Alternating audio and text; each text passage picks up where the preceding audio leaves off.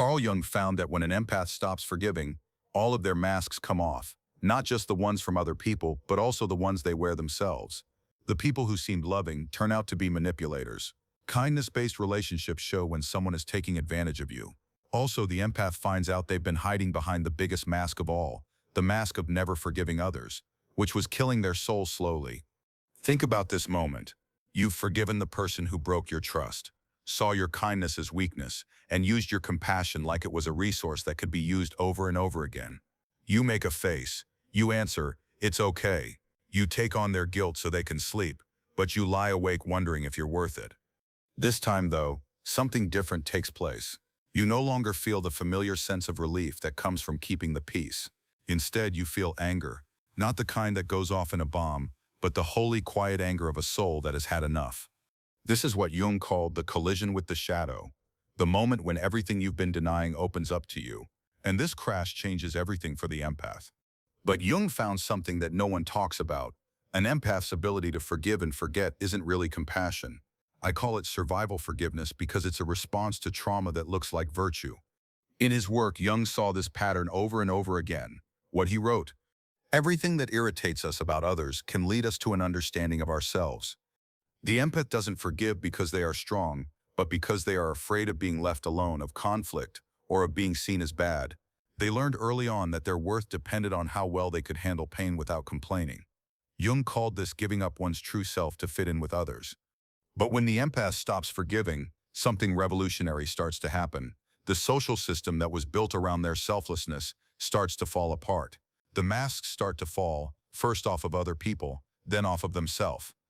Jung's most important idea was about the shadow, which is everything we don't like about ourselves that we project onto other people.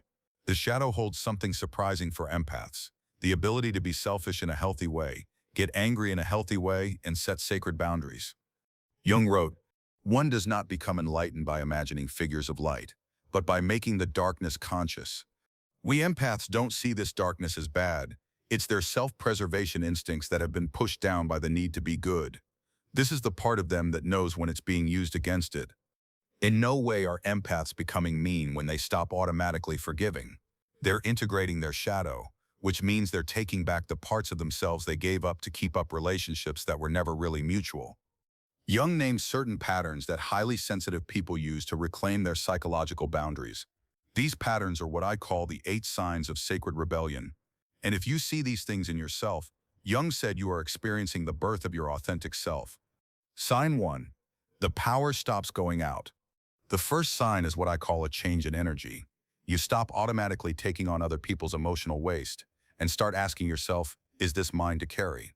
Jung saw that individuation always starts with this line between self and other. Afterwards, you become aware of how worn out you are.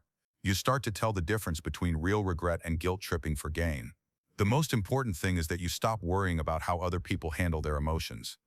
Jung wrote, "Your vision becomes clear when you look into your heart. Who looks outside dreams? Who looks inside awakens." When an empath finally wakes up, they look inside and see how empty they are. Leave a comment below if you've learned to fully trust your gut. I'm sure of what I see and feel now. But what's really cool is that other people can feel this change before you even say it. Vampires of energy start to avoid you when you're not feeding them. Sign 2. The show is over. Jung named this the death of the persona, which is the mask we put on to fit in. This persona is often the one that understands everything all the time for empaths. But if they stop automatically forgiving, it will be impossible to keep up this mask. It's not okay to say it's fine all the time. You need to stop giving reasons for bad behavior. For people who have never been emotionally available to you, you stop being emotionally available to them. This is the end of emotional work that doesn't get paid back. Jung said it would be scary to let go of the persona. Becoming who you really are is the greatest gift you can ever give yourself. But being real means letting down people who liked your performance. Sign 3. It's clear that manipulation is going on. This is where Jung's ideas about projection are very important. When empaths stop automatically forgiving, they stop being a part of what I call the empathy exploitation cycle. They start to see tricks of manipulation that they hadn't seen before. You know what love bombing is? Giving too much praise to get someone to forgive you. It's easy to spot guilt trips that are posed as weakness. You can see how your kindness was used against your limits. Jung wrote, Everything unconscious is projected. When an empath awakens, they stop projecting their own honesty onto other people.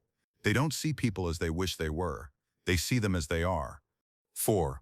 Guilt stops being strong. Jung noticed that guilt is often shame that we feel from other people who benefit from our obedience. When empaths stop automatically forgiving, they stop feeling guilty. They know that guilt is a way to keep people in line. You no longer feel bad about having standards. You should no longer feel bad about setting limits. You know that people who try to shame you into forgiving them are showing that they want you to give up on yourself. Jung called this the coming together of healthy selfishness, which means not being mean, but finally taking care of oneself. 5. Relationships look for each other. Jung thought that real change always results in changes in relationships. What I call the great sorting starts when empaths stop forgiving everyone. Connections based on taking advantage of each other end. Real connections get stronger, but some people will stop talking to you when they no longer need to dump their feelings on you. Some people will try to force you back into your old role, but some people will respect your boundaries and meet you in a way that is truly mutually beneficial. Jung wrote, "The meeting of two personalities is like the contact of two chemical substances. If there is any reaction, both are transformed. But this only happens when both people show up authentically." Leave a comment if the way people treated you changed after you got strong. They knew something was different before I told them. 6th sign, holy anger. Jung knew that anger is often wisdom that has been pushed down. When empaths stop forgiving, they reach a state of rage that isn't destructive but protective. This anger tells you, enough. You're mad about rules you never set or violations you downplayed. This anger isn't harmful. It's information from your mind telling you where you left yourself. Jung wrote, "There is no coming to consciousness without pain. The pain of seeing how you've been treated becomes the fire that forges your new boundaries." 7th sign, pattern recognition starts up. Jung's research on personality types shows that empaths often have very strong intuitive abilities. Pattern recognition goes into overdrive when they stop forgiving on their own. Different people start using the same tricks to trick you. Transgression, fake remorse, love bombing, and so on. Emotional predators are easy to spot early on before they fully show themselves. It's not paranoia, it's common sense. Jung called this differentiated consciousness, which means being able to see clearly without being clouded by feelings. Sign 8. The self comes out. Jung called the last sign a dank encounter with the self. This does not mean the ego or persona, but the whole of who you are. When empaths stop automatically forgiving, they start to show who they really are. Because you are always willing to please other people, you find out you have preferences you didn't know you had. After years of being quiet, you find your voice. You understand that your wants, needs, and limits are valid, just like everyone else's. If any of these things sound like you, write this: "My breaking point became my breakthrough." Jung wrote, "The privilege of a lifetime is to become who you truly are." When an empath stops forgiving, they finally get to keep this power.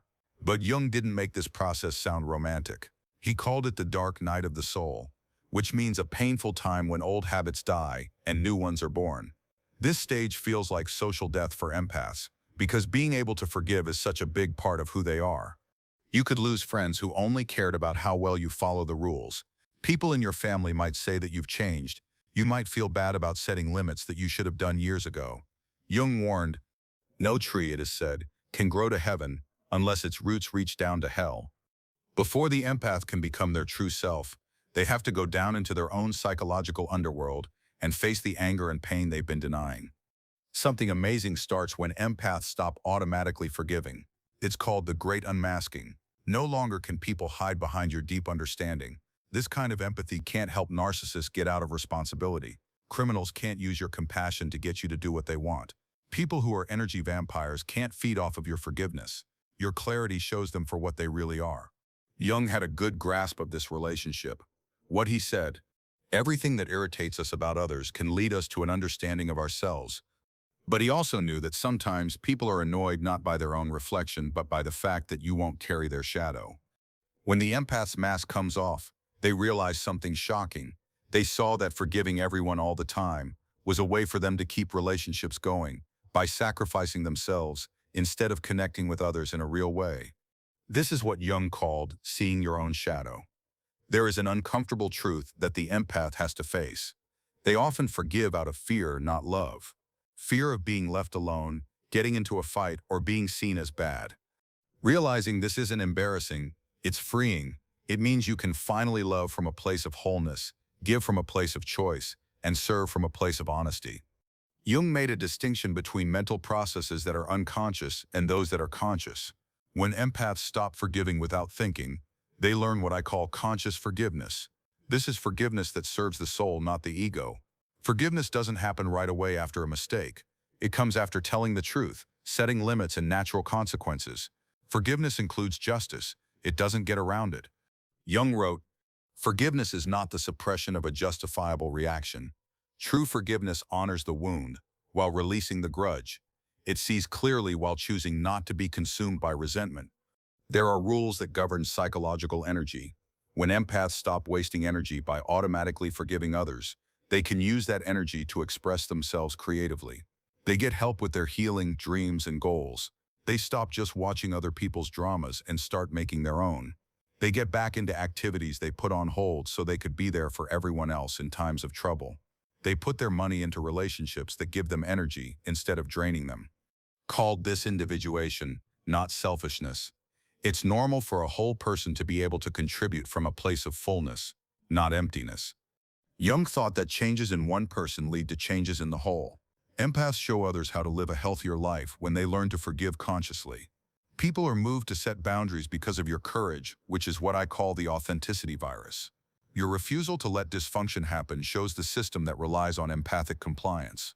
When you express yourself honestly, you remind people that they don't have to act to be loved. This is the reason why the change can feel so dangerous. You aren't just changing, you are also changing how things work. Jung thought that conscious relationships were between two whole people, not two wounded halves that were looking for wholeness. People who are empaths can connect on this level when they stop automatically forgiving others. They get people who are like them in terms of being honest.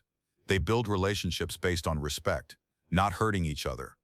The love they have is full, not empty. In these conscious relationships, people have to be honest from the start, so problems are dealt with right away instead of being pushed down until they blow up.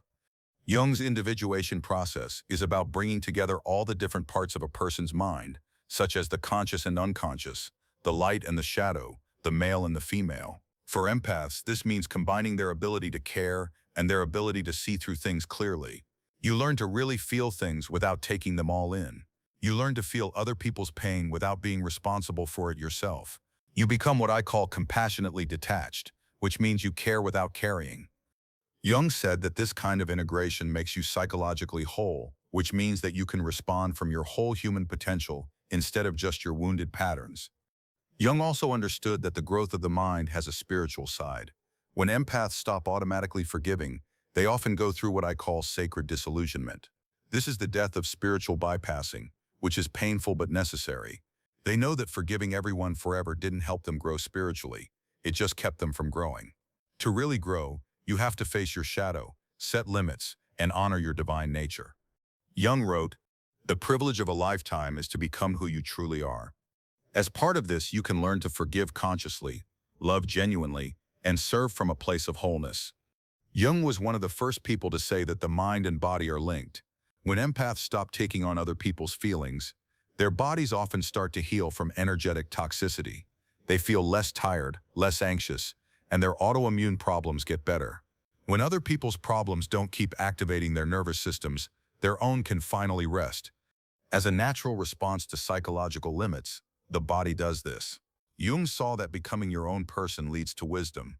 When empaths practice conscious forgiveness, they often become wounded healers, which means they help others without losing themselves. They can tell when someone else is empathically wounded without getting hurt themselves. They give advice but don't take responsibility for what happens. They light the way without chasing ships at night, like a lighthouse. This wisdom isn't cold or distant. It's warm, caring, and bound, but not carrying. Jung thought that healing each person led to healing the whole. This is what I call the cycle breaker effect.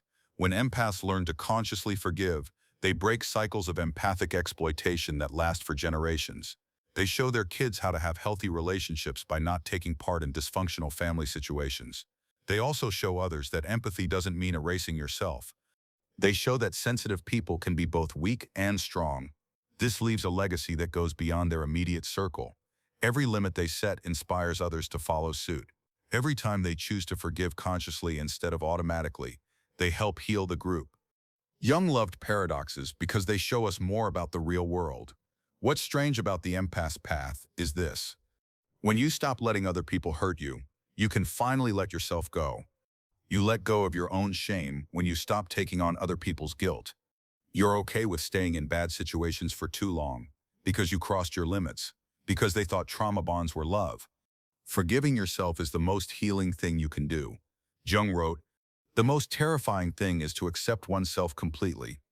When an empath stops forgiving other people, they can finally forgive themselves, not for being human, but for forgetting how valuable they are as a divine being. What I want you to know is this. Your ability to forgive is holy. It's not meant to be given to anyone who asks for it like candy.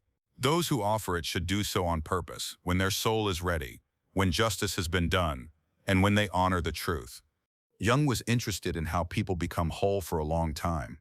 He learned that in order to say yes to what honors you, you have to always say no to what brings you down. If any of these 8 signs sound like you, you're already on the path Jung set out for you. Believe in the process. Believe your anger. Believe in your limits. Believe that becoming who you really are is not selfish. It's important. You are real because you don't automatically forgive. That doesn't make you hard. Real empaths are also needed in the world. These are people who love from the heart, serve out of choice, and forgive out of wisdom. Everyone's masks fall off when an empath stops forgiving. People wore masks to get you to be nice to them, and you wore masks to avoid their anger. And as you sacredly take things away, something beautiful comes out, your true self. You understand that being loved doesn't mean being perfect. To be valuable, you don't have to always understand everything. You don't have to take on everyone else's pain to show how valuable you are. Individualization is Jung's best gift to empaths. You have the right to be who you really are, but you also have a duty to be that person for yourself and for the world, which needs conscious empaths, boundless healers, and people who love from a place of wholeness instead of woundness. If you want to learn more about the empath's path to psychological sovereignty, watch my video on what happens when the empath stops trying to please everyone and starts seeing the truth. In it, I talk about the whole change from being a people pleaser to truly being empowered. Your journey from automatically forgiving to making a choice isn't just healing, it's a revolution. Jung would be happy about that. Thanks for seeing. We'll see you in the next world.